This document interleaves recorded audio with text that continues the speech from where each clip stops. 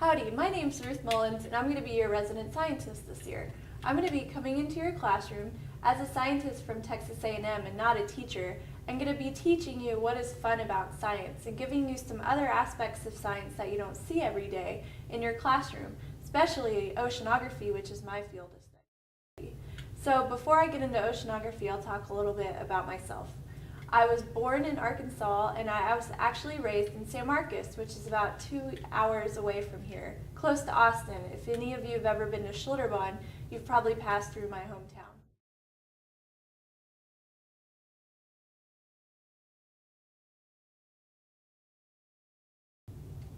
I started out in San Marcos and then I came to Texas A&M for college, and 8 years later, I'm still in college. So you're probably saying that's a lot of school. But I actually just finished my second degree, which is called a master's degree. So I have my undergraduate, which is your first college degree, and then if you decide to stay, you get a second one, and now I'm working on my third one.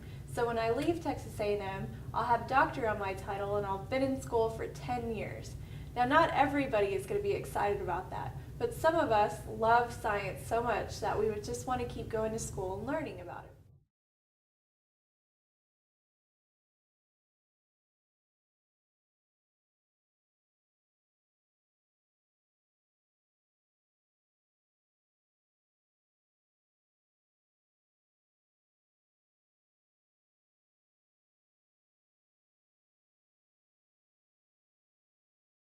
Alright, so enough talk about going to school and about science.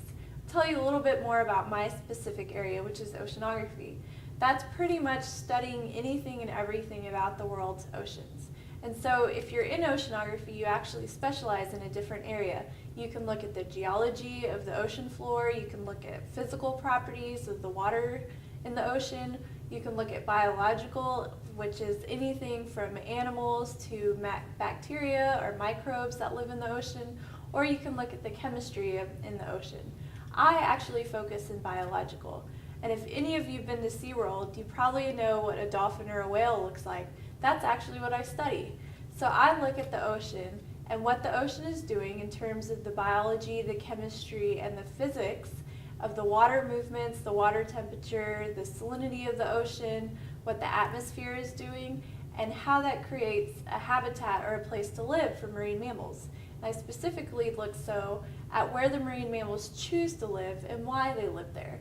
So for instance, your parents may live in a certain part of town, and that's because they chose to live there.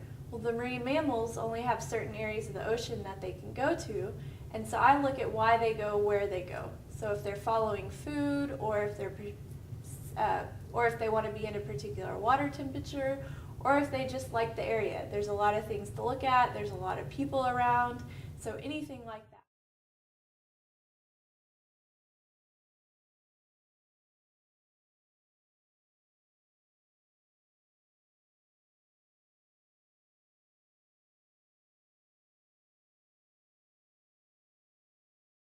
So what makes my field exciting? Some of you may not like the water, but actually a lot of us don't work on the water all the time. At Texas A&M and in College Station, you notice that there may not be an ocean anywhere around here. It's actually the closest coast is 3 hours away from here in Galveston. So you don't even have to be on the ocean to study oceanography. So people like me come to Texas A&M to look at satellite data and what we call remote sensing data, which means that we may go out in the field 1 or 2 times a year, but we rely heavily on satellite data and observations that other people have taken while they've been out at sea. And we work behind the computer to essentially model different types of characteristics of the ocean. So a lot of College Station deals with the modeling aspect and not really the working aspect on the ocean. But since we are oceanographers, we are required to go out to sea. So that's the other exciting part of the job, is that we do all of our research on a boat, in the water, all over the world. So a few of the places that I've been to are the Gulf of Mexico off the Louisiana coast, which I was just out last month, and a little while later you'll see some video from that trip.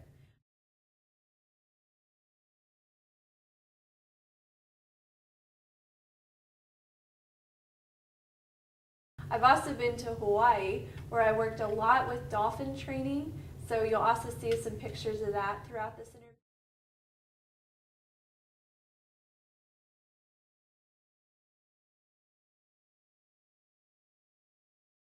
and the most exciting place that I've been is the Galapagos Islands.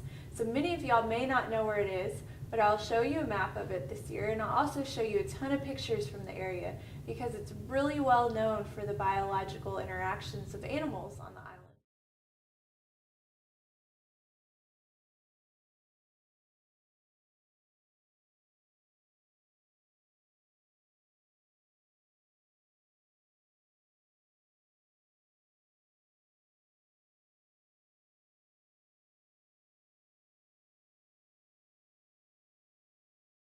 So most people ask, how do you even get into oceanography? You're stuck in College Station, there's no ocean. You know, I went to high school at a place that also had no ocean, so actually, how do you learn to be an oceanographer? How do you get to be an oceanographer?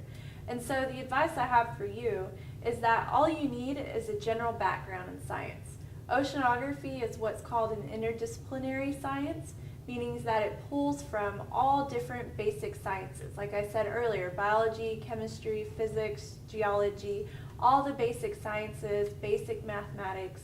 You kind of take aspects from there, and then when you're in graduate school, you learn how the oceans apply to the basic science. So if you're interested in the oceans, all you need to do is just put a little bit hard work into learning your basics of science while you're in school now, and then in college, pick a specialty of science that you like, or even mathematics or engineering. You can come from any background and study the ocean because you'll take what you learned back in high school and back in college when you first start, and you'll apply that to the world's oceans and figure out how those science concepts fit. So it's actually kind of backwards. You don't start out in oceanography, you start out in science, and then you move and specialize in oceanography. So like I said, the best part about being an oceanographer is that you get to do all your work on a boat and you get to travel all over the world to do it. There's no limitations when you're studying the ocean because you have to go on every continent to get to any part of the ocean. So you can actually study anywhere in the world that you want to study. And so for me, I told you already the 3 places I studied, and I'm going to show you a little more work in one of the main areas, which is the Gulf of Mexico, mainly the Texas and Louisiana coast. One of the major projects that I'm working on that affects marine mammals is an area called the hypoxic region.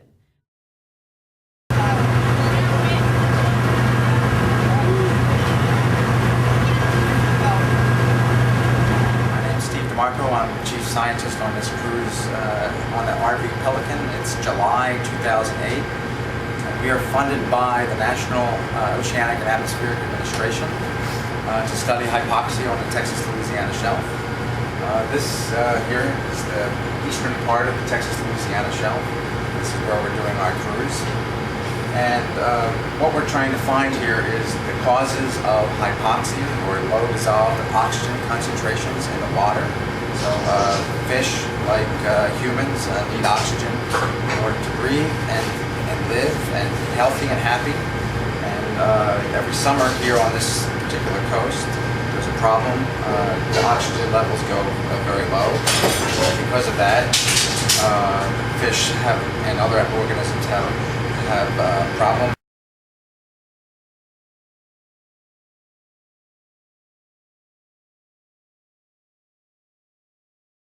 We're deploying a CTD.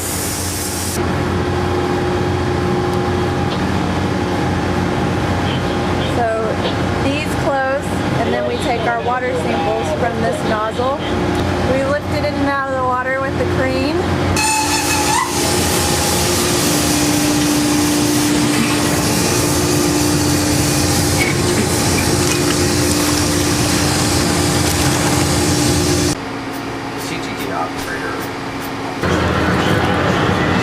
Why are you collecting that sample in that way?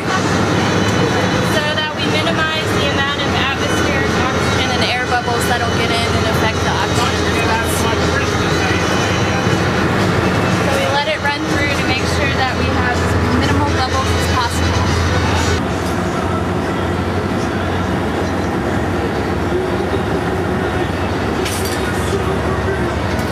So what are you doing there, Miss Mullins? I'm adding some chemicals that combine together and form acetate, and if it turns white, that means that we have hypoxia. So what would you say about this station? That this station is very hypoxic. There's 3 out of the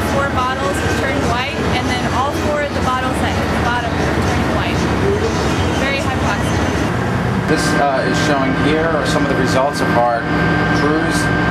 And what we have here is up and down, and the vertical here is depth, and across this way, this direction, is our position on the map. Colors represent how much oxygen is in the water, and if there's blue or purple, it means there's not very much. If there's green or red, it means that there's a lot of oxygen in the water. And this scale here is about 60 feet. This scale here is about 5 miles between stations here. The black circles here represent where we actually have measurements. So what we've seen though is that there's a separation, a physical separation between the upper and the lower part. Is that there's river water sitting up on top, and there's oceanic water from the deep part of the Gulf of Mexico sitting on the bottom. So if you were a fish and you were living down in this part, you would have some problems because there's very low oxygen. Here's the box core. It goes down, hits the bottom, and takes a big clamp sample of mud, just like two shovels together. And then the samples are taken from inside. You can see there's lots of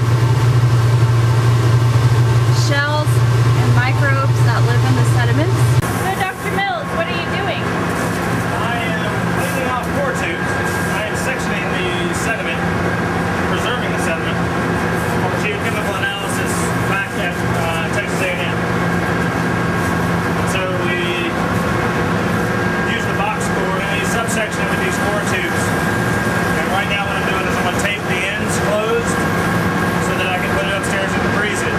Freezing it stops all the microbial processes so that when we get back to the lab we can determine what's going on in the sediment as it was the moment we pulled it out off the bottom. And what are microbial processes? The processes we're looking at are mainly sulfate reduction and iron reduction, and these are ways that the microbes create energy, the way they breathe. So Cliff, what are you doing here with these cores? These cores are designed to measure the sediment respiration and nutrient regeneration. What does that mean? That means we see how the bottom community actually respires, what their metabolism is. And also, what kind of things do you find on the bottom? on the bottom we get lots of polychaetes, especially in the dead zone. Are those worms? Those are worms. So Ruth and Federico, what do you have going on here? Well, at Station 33D at 11 a.m. they took a surface bucket that's full of zooplankton, which are the animal version of plankton, and what we're going to do is we're going to filter it and put it into a bottle like this and preserve it so we can show it to you on a microscope when I get back to your classroom. So now you're pouring the water through this mesh? Yes, what it's going to do is it's going to filter out any water and particles that are smaller than a phytoplankton. So it's only going to catch phytoplankton, which are plants, and zooplankton, which are animals.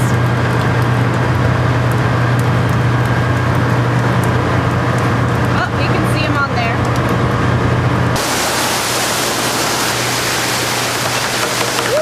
You just saw what we do when we're out on the ocean and we're taking samples. You saw what kind of samples we take, what we do for fun, and where we live when we're out in the middle of the water, and how we live, because it's pretty tight quarters. So now I'm going to show you a little bit more about my land life and what I like to do when I'm not at school. Because most of y'all have this impression that scientists must live in their lab all day and they never leave school, but that's actually not true. We're still students. So we go to work for part of the day, just like your parents go to work, and then we go home and we do fun things that kind of relieve our stress from all the learning. So a few of those things you'll see in these next clips.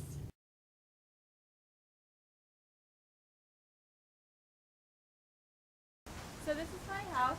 It's right by campus, right across the street. We usually ride our bikes to school. We're pretty close to a park. Some of y'all actually might live close to this area, and I'll take you inside and show you around a little bit.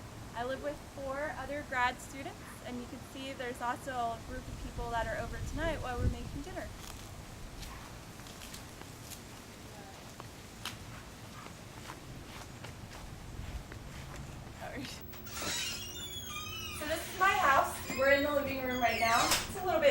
but we're students and we have no parents around, so we hardly clean.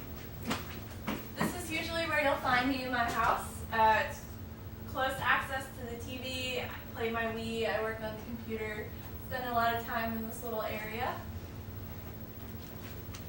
Or not in your classroom, I like to come home and spend my evenings hanging out with friends and making dinner, like pizza.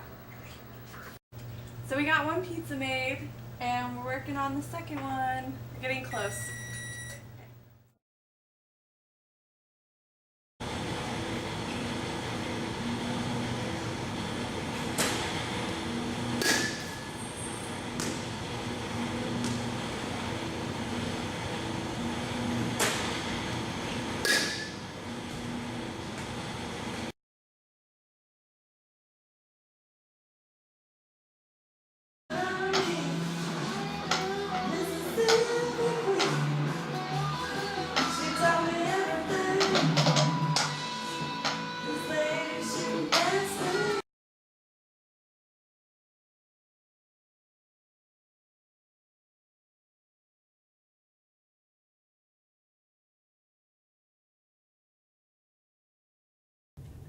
Okay, so the last thing I'll cover is where does an oceanographer go after 10 years of school? What am I going to do? I can't be in school forever. I have to go get a job. So pretty much oceanographers are considered what's called a geoscientist. They pretty much have a strong understanding of how the world interacts. So how oceans interact with land, how the oceans interact with ocean itself, and how even it interacts with the atmosphere. So pretty much they have a global aspect of how the Earth works. And so they can work at any type of company that deals with studying the Earth. So I could work at the National Weather Service looking at hurricanes, or I could even work for the oil companies helping them find places to drill for oil in the ocean, or environmental protection agencies if I want to stay with marine mammals, where I can just go out and observe where marine mammals are living and how to protect their environments. So there's a wide range of possibilities you have as an oceanographer. But for me, teaching is my #1 priority. So probably when I graduate, I want to get back into teaching at the undergraduate college level. So I'm using the experience I had from your classroom to see what types of students I'll have in my future when I start teaching in my own college classroom. These are the types of samples we take while we're on the boat, and the video will walk you through and show you how some of the sampling we do to test the hypoxic region and to see how far the hypoxic region moves in the Gulf of Mexico.